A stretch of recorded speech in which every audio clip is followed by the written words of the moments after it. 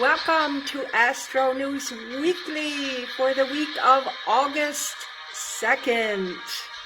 We have big news for you, and we like our news better because we use the sun, the moon, and the stars and planets as our reporters. This week, the new moon goes into Leo, called the Lion's Gate moon, and 4 planets are in Virgo. Let's see what this news is all about. And Miss Luna is my anchor. All right, let's go to your cards, Miss Luna. We're going to the direction deck, and let's see what cards you want. Okay, you want that one? All right, let's see. She picked this one. Clearing. Okay. Remove energy blockages by clearing unwanted, emotional, and friends and unused clutter. Okay, well, I'm doing that as we speak. Going through my closets. Don't need a lot of stuff anymore. And finding out that it's in the friendship department too. So a lot of you might be just doing that. Right now, it kind of, clears the way for new directions and new beginnings with new people. So it's not bad advice, Miss Luna. All right, let's look at the Celtic Oracle cards. And which one are you going to pick? You interested at all? No? Yes? Okay, you want that one? All right, Miss Luna picked this card, and that's in that Celtic Oracle deck. It means truth and honesty. And for all signs, I think that would be a good way to go. If there's any truth that you're seeking right now from somebody or something, maybe this week is the time to get that truth. It always doesn't hurt to know really what's going on and not just believing our illusions of things. Okay, well, let's get to the astrology, and thank you, Miss Luna, for your input. And the forecast, as I said, for August 2nd, we have lots of activity this week, but the biggest thing is the new moon. And you know what that new moon does? It always brings in new energy and new happenings and events. So we always look forward to a new moon. All right, Monday, the moon is in mental Gemini, talkative and communicative. And it will be squaring Mars. That could bring up some friction since Mars is restless, rebellious, and sometimes frictional. Could bring up ego problems or ego lessons. It is very mental. Okay, on Monday. And that will be midday Monday until midday Tuesday. And then Venus will be in harmony with Uranus. Now that could bring in a sudden love. That could bring in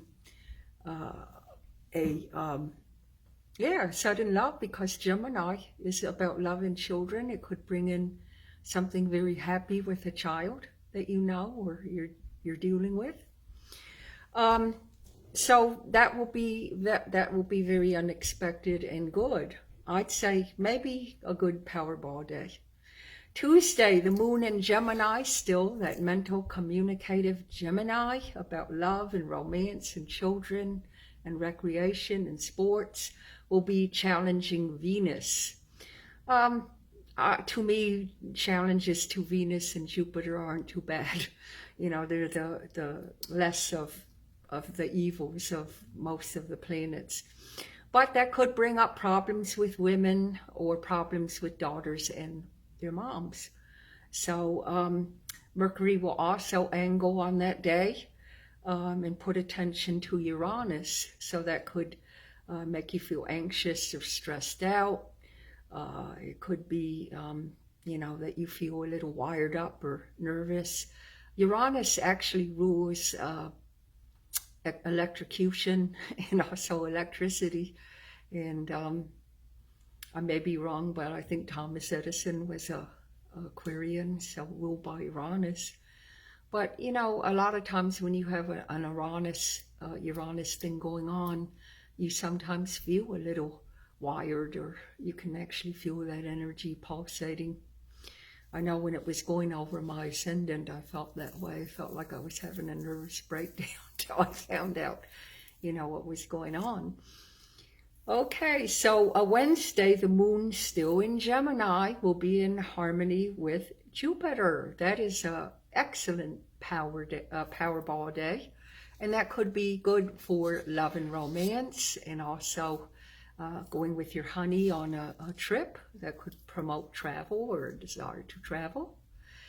And the moon will leave Gemini on Wednesday to Cancer. Cancer is a little bit more moody, emotional, but it's very nurturing and caring, and it has to do with family and home. So it's more on the domestic side. Thursday, the moon in Cancer will be in harmony with Uranus in the evening. So again, that could be a good time to play the Powerball. So we have, I could say Tuesday, Wednesday, and Thursday are okay to play the Powerball, but Thursday really looks good. So you're going to feel like you got out of a rut finally on Thursday, and you can see the light at the end of the tunnel. New ideas could creep up for you, and you know, all in all, it's a great, it's good, and it's also good for technology. If any of you have been having problems with your computers or anything with technology, could be solved by then. Friday, the moon still in Cancer, will be in conflict with Pluto. Okay, that could bring in power plays, something in the family that you didn't know. Maybe a secret comes up. Maybe your children are holding back on some kind of knowledge that you should have known, but you didn't. Something like that. Then the sun in Leo, which is in Leo right now, will angle Uranus all day. So, you know, that could bring up some partnership stress, or partnership in the family of, you know, feeling a little out of control or out of sync with the family or in the home. Now remember that we haven't gotten up to the new moon yet, so it's still the dark side of that moon, and it's dark. It's dark on Friday and dark on Saturday, but on Saturday the moon enters friendly, sociable, happy Leo. So all the Leos will get a good blast of that moon energy. And we're still on that dark side of the moon, but in the evening, the moon will be opposing Saturn. And, you know, Saturn is a little restrictive. It's a little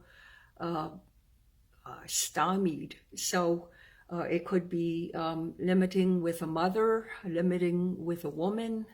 The moon also in Leo could be, you feel friendly and outgoing and you want to get out and do something, but you feel stymied or limited. You might feel a little lonely that night. But whatever it is, remember these, I always say, these transits pass. So whatever you're feeling in the moment, it's going to change. Never stays the same. But on Sunday, that light bearer, that new moon, is in effect. And so it lights up the skies with the new moon. And I always say, put your thoughts and wishes and desires on paper for the next 30 days and put it in a drawer or sachet or wherever you want to put it. And they will come to light before the end of the 30 days, usually around the full moon, which this month will be on the 22nd. So on Sunday, that new moon in Leo will focus on friendships and social events and things like that, but it's still involved with Uranus. So, but it will be in a good way, because finally, after the styminess that you felt, is there such a word? I don't know, I made it up. But the limitations that you felt through the week, you're going to feel like you're busting loose on Sunday. You will feel freedom. Wherever Leo falls in your chart, that's where you'll feel the most freedom and independence. You'll feel unblocked. And for the first time in the week, you'll feel free. So that's it for the forecast. It looks like a good one. And if you're looking for a reading, go to www.CYNDIWALLACE.com or text me at 301-831-8947. Also, we have our live this week on Facebook. It will be our monthly live for all signs with astrology. And then after, we will do some mini readings. So join us this Thursday at 8 p.m. EDT. And I'll be happy to see you. Namaste. Aloha, ashe aho, until next Monday. See you then.